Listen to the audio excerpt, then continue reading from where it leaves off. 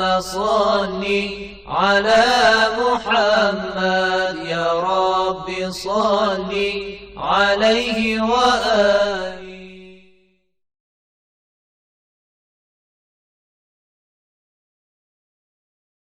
A'udzu billahi minasyaitonir rajim. Bismillahirrahmanirrahim.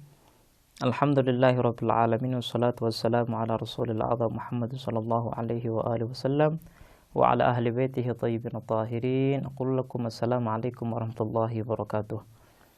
Para pemirsa dan pendengar yang dirahmati oleh Allah Subhanahu wa taala, marilah senantiasa kita bersyukur atas segala nikmat yang Allah berikan kepada kita, dan marilah kita selalu berjuang, berusaha dengan keras untuk bisa membersihkan hati, mensucikan jiwa, dengan tujuan supaya hidayah Allah Subhanahu wa taala bisa berpengaruh dalam diri kita. Pada kesempatan yang lalu kita telah menyebutkan pendapat yang pertama yang mengatakan bahwa zat Allah itu bukanlah sifatnya. Dan pendapat ini pun terbagi menjadi dua, ada yang mengatakan sifat Allah itu qadim, dan ada yang mengatakan sifat Allah itu hadits. Dan kita sudah menyebutkan sanggahan dan bantahan daripada pendapat tersebut. Kemudian muncullah pendapat yang kedua terkait dengan relasi antara zat dan sifat. Pendapat tersebut adalah pendapat kaum Mu'tazilah. Mereka mengatakan bahwa sifat itu bukan zat Allah Subhanahu wa taala. Makanya mereka membawakan satu penjelasan dari Al-Imam Ali bin Abi Thalib yang mengatakan kamalul ikhlasi lahu nafis sifati anhu. Kalau kita ingin ikhlas kepada Allah, kita ingin bertauhid secara murni kepada Allah, maka kita harus meniadakan sifat-sifatnya. Kaum Mu'tazilah mengatakan bahwa karena sifat Allah dengan zatnya adalah dua hal yang berbeda. Pertama. Kedua, kalau sifat dan zat adalah dua hal yang berbeda, maka mustahil sifat ini adalah zatnya Allah Subhanahu wa taala. Ketiga, karena sifat itu tidak akan mungkin menjadi satu dengan zat, ainiyah maksudnya, maka kita harus meniadakan sifat dari Allah Subhanahu wa taala. Kenapa? Karena kalau seandainya kita masih bersikukuh menerima bahwa Allah Subhanahu wa taala memiliki sifat, maka kita akan terjerumus kepada pendapatnya Asy'ariyah yang mengatakan bahwa sifat Allah itu bukanlah zat Allah dan sifatnya itu qadim atau sifatnya itu hadits. Kalau kita tetap menerima pendapat mereka, maka kita akan terjerumus kepada kesyirikan, atau kita akan terjerumus kepada penurunan status ketuhanan yang dimiliki oleh Allah Subhanahu wa taala. Dan ini bertentangan dengan ideologi kita, bertentangan dengan keyakinan kita yang mengatakan bahwa Allah adalah wajibul wujud, Allah adalah mabda'ul kamalat, sumber daripada kesempurnaan. Zat yang seperti ini apakah mungkin menjadi zat yang lemah? Zat yang seperti ini apakah mungkin memiliki sekutu? Jadi kaum Mu'tazilah karena tidak bisa memahami dan menjelaskan dengan benar antara zat dan sifat, makanya mereka terpaksa meniadakan sifat dari Allah Subhanahu wa taala. Kemudian mereka pun dihadapkan dengan suatu persoalan. Okelah, kalian tidak meyakini sifat-sifat Allah Subhanahu wa taala.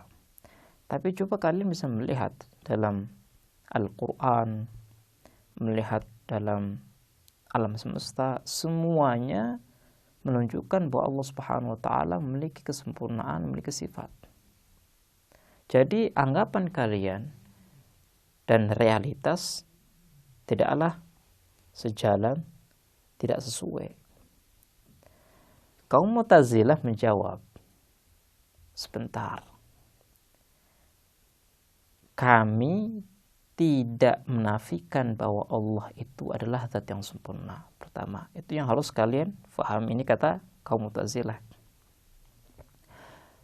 Kemudian yang kedua, ketika kami menafikan sifat dari Allah, bukannya kami meyakini bahwa Allah itu tidak memiliki kesempurnaan. Kita memiliki penjelasan lain terkait dengan kesempurnaan dan sifat-sifat yang kita lihat di Al-Quran. Mereka mengatakan Allah itu tidak memiliki sifat, tapi zat Allah itu memiliki kemampuan melakukan pekerjaannya sifat. Ketika Allah Subhanahu wa taala mencipta, ketika Allah Subhanahu wa taala menyusun undang-undang, ketika Allah Subhanahu wa taala mengatur alam semesta, hal ini tidak menunjukkan bahwa Allah itu alim.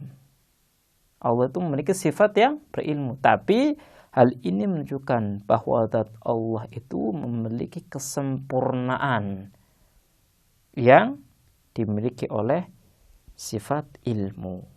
Makanya mereka mengatakan bahwa zat ini sebagai ganti daripada sifat. Jadi kesempurnaan yang Allah miliki tidak melazimkan bahwa Allah itu memiliki sifat. Ini adalah pembahasan yang dilontarkan oleh kaum Mu'tazilah, dan pada saat ini, di kesempatan yang baik ini, kita ingin berusaha menganalisis pendapat yang disebutkan oleh kaum Mu'tazilah. Oke lah, kalian sudah memahami konsekuensi daripada pendapat Asy'ariyah. Kemudian pertanyaan yang mendasar yang ingin kita sampaikan kepada kalian kaum Mu'tazilah adalah, bagaimana mungkin kalian mengingkari dan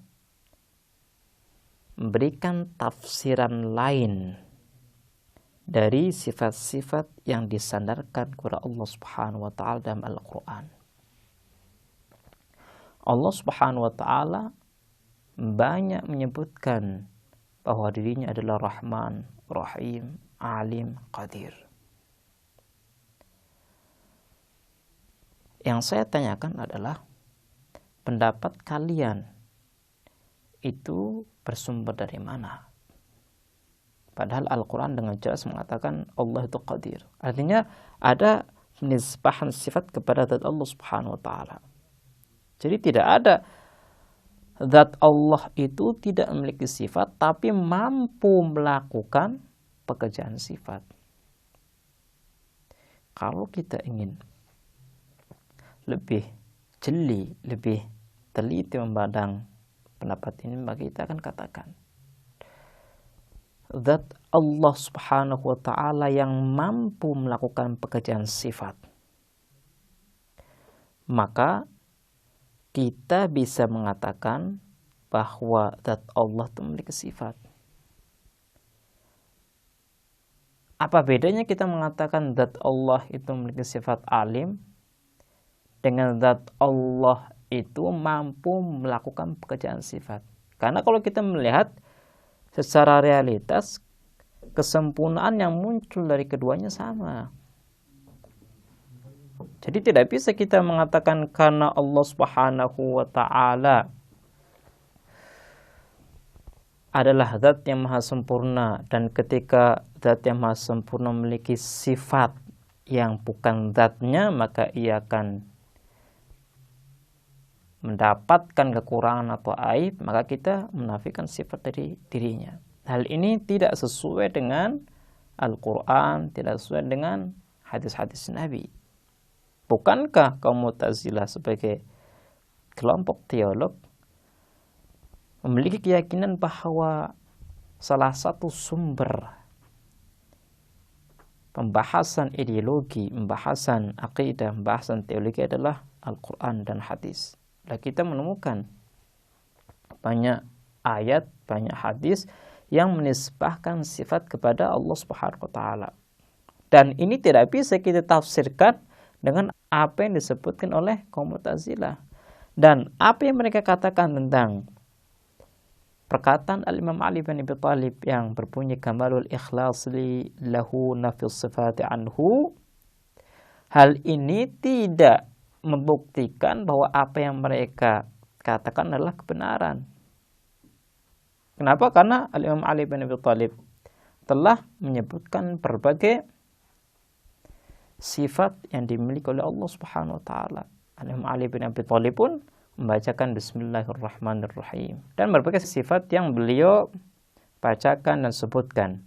Jadi pendapat kaum Mu'tazilah tidak sesuai dengan Al-Quran dan tidak sesuai dengan hadis dan tidak sesuai dengan akal kita, karena kita mengetahui bahwa sesuatu yang tidak memiliki sifat artinya dirinya tidak memiliki kesempurnaan. Baiklah, insyaallah kita akan meneruskan bahasan ini di kesempatan yang lain. Kita akhiri. Wassalamualaikum warahmatullahi wabarakatuh.